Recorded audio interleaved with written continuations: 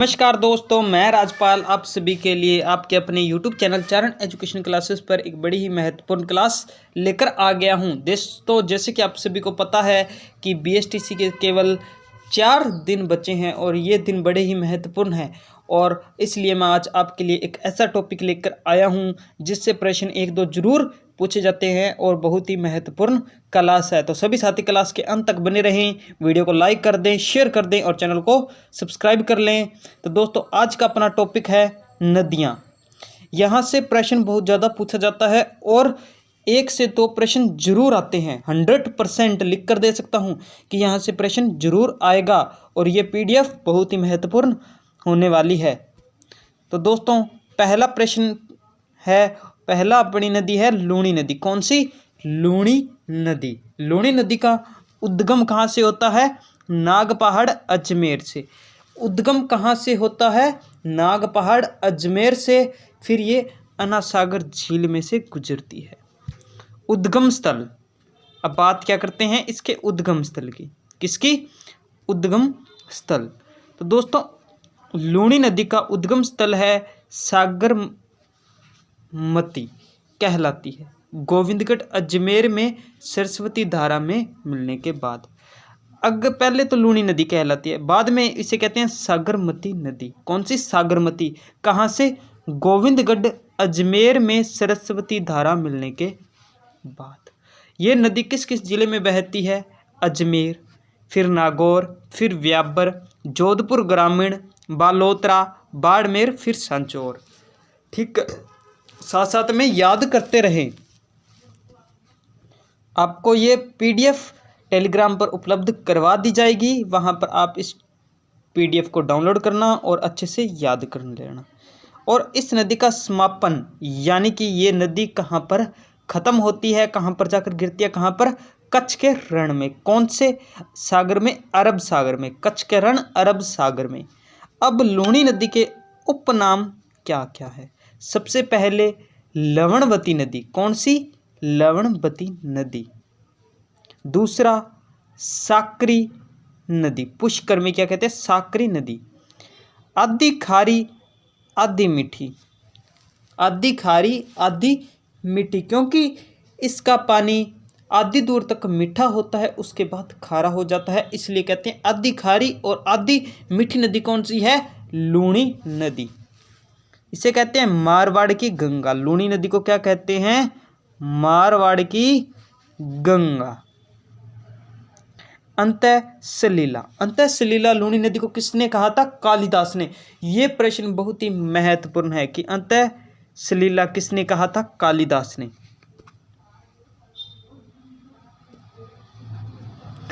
फिर इसे क्या कहते हैं? गोडवार प्रदेश। रेल या नाड़ा सांचौर के बाद कहते हैं। इसकी लंबाई है 495 किलोमीटर।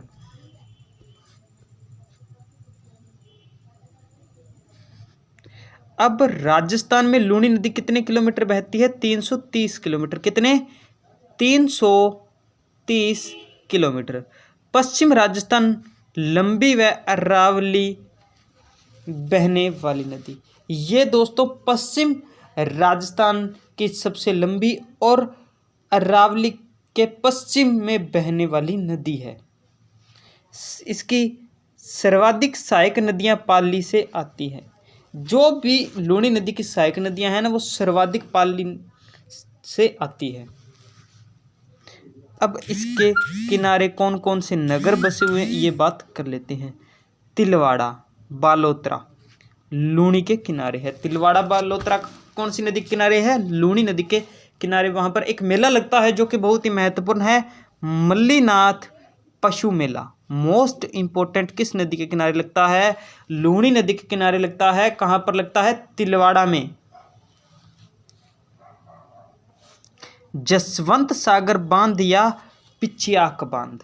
जसवंत सागर बांध या पिच्याक बांध कहाँ पर है? बिलाड़ा, जोधपुर ग्रामीण में। बालोतरा। इस जो ये लूनी नदी है ना, पहले तो मीठी थी। ये बात आपको मैंने पहले बता दी कि इसे कहते हैं आधी मीठी और खारी नदी। कहते हैं ना आधी मीठी और खारी नदी, कौन सी नदी? लूणी नदी। ये लूणी नदी बालोतरा तक तो क्या थी? मीठी। बालोतरा तक क्या थी? मीठी थी, लेकिन उसके बाद क्या हो जाती है? खारी। बाद में क्या हो जाती है? खारी हो जाती है लूणी नदी। यहाँ बाढ़ आती है, ये बात आप याद रख लेना।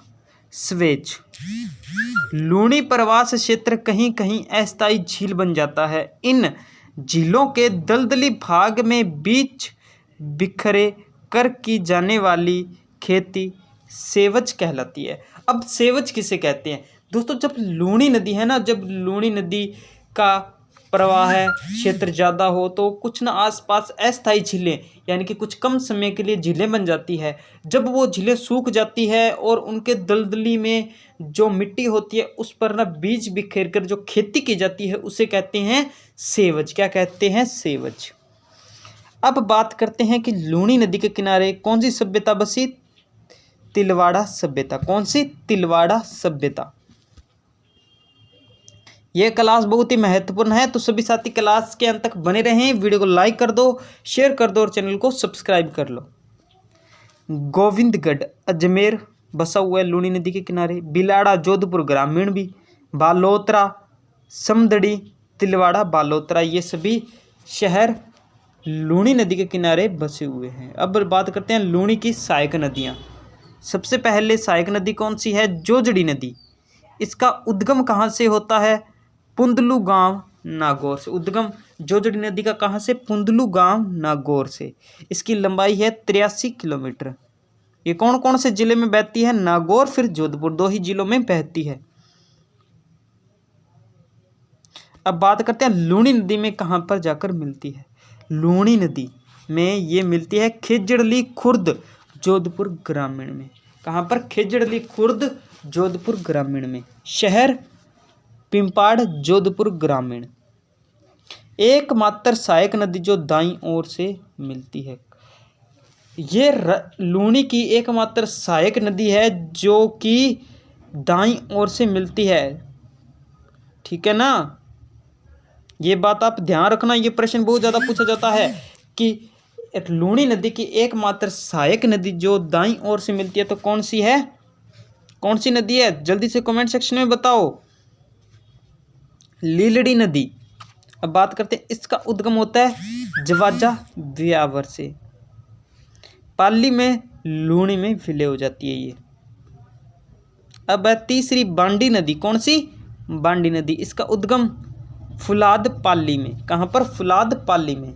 ये लूणी नदी में कहाँ पर जाकर मिलती है? पाली जोधपुर सीमा में। पाली और जो जोधपुर की सीमा है ना, वहाँ पर ये बांडी नदी लूणी नदी में मिल जाती है। इसके किनारे जो शहर बसा हुआ है वो है आउवा व पाली। इस पे बांध है हेमावास। बांध कौन सा है? हेमावास। अब बात कर, ये जो दोस्तों ये जो नदी है ना बांडी नदी, ये क्या है कि सबसे ज़्यादा राजस्थान की प्रदूषित नदी है। राजस्थान की सबसे ज़्यादा प्रदूषित नदी कौन सी है? बांडी नदी। क्यों? रंगाई छपाई के कारण, क्योंकि वहाँ पर बहुत ज़्यादा रंगाई छपाई होती है तो केमिकल मिक्स कर देते हैं। सहायक नदी है इसकी गुहिया। कौन सी है? गुहिया। सुकड़ी नदी। अब बात करते हैं सुकड़ी नदी। दोस्तों सुकड़ी नदी का उद्गम होता है अरावली के देसूरी पाली से। कहाँ से? अरावली के देसूरी पाली से। सुकड़ी नदी की लंबाई है 110 किलोमीटर। कितनी? 110 किलोमीटर। ये कौन कौन से जिलों में बहती है? जिले पाली, जोधपुर, बालोतरा, समदड़ी। बालोतरा पहले लूणी नदी में मिलती है। समदड़ी बालोतरा में लूणी नदी में जाकर मिल जाती है। इसकी सहायक नदियाँ मथाई नदी, जो कि रणकपुर मंदिर बना हुआ है। रणकपुर मंदिर किस नदी के किनारे है? मथाई नदी के किनारे। इस पे बांध कौन सा है? बांकली बांध। मीठड़ी नदी। अब दोस्तों उसका उद्गम होता है पाली में। मीठड़ी नदी का उद्गम पाली में। समापन मंगला बालोतरा में लूणी नदी में जाकर मिल जाती है। शहर कौन सा है? बाली पाली, फालना पाली।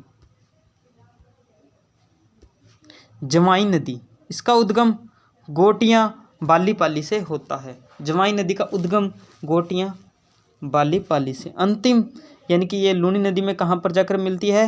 हेमागुड़ा सांचौर जाकर लूनी में मिल जाती है। ये कौन कौन से जिले में बहती है? पाली, जालौर, सांचौर, बाड़मेर। ये लूनी की सबसे बड़ी सहायक नदी है। कौन सी है? जवाई। अब जवाई क्या होता है? सबसे बड़ा होता है, तो इसलिए सब लूनी की सबसे बड़ी नदी, सहायक नदी कौन सी है? जवाई। शहर, इसके किनारे समेरपुर व जालौर दो शहर हैं। सहायक नदी है खारी। जालौर पास सुकड़ी मिलती है, जालौर के पास इसमें आकर सुकड़ी नदी मिल जाती है। जवाई बांध, जवाई बांध है सुमेरपुर पाली में। पश्चिम राजस्थान का सबसे बड़ा बांध, पश्चिम राजस्थान का सबसे बड़ा बांध जवाई बांध। मारवाड़ का अमृत सरोवर, जवाई बांध को क्या कहते हैं? मारवाड़ का अमृत सरोवर। इसका निर्माण किसने करवाया? 1946 में उमेद सिंह ने करवाया। किसने करवाया? 1946 में उमेद सिंह। इंजीनियर कौन था? एडगर व फर्ग्यूसन। कौन था? एडगर व फर्ग्यूसन। से ही पानी आता है, इसमें सेम से पानी आता है। कहाँ से? सेम से। सांगी या सगाई नदी, इसका उद्गम जसवंतपुर, जालौर। समापन बाड़मेर में लूनी नदी में जाकर मिल जाती है। खारी नदी शेरगांव सिरोही में। उद्गम कहाँ से? शेरगांव सिरोही में। सिरोही व जालौर में बहती है, विलय जालौर में जवाई नदी में मिल जाती है।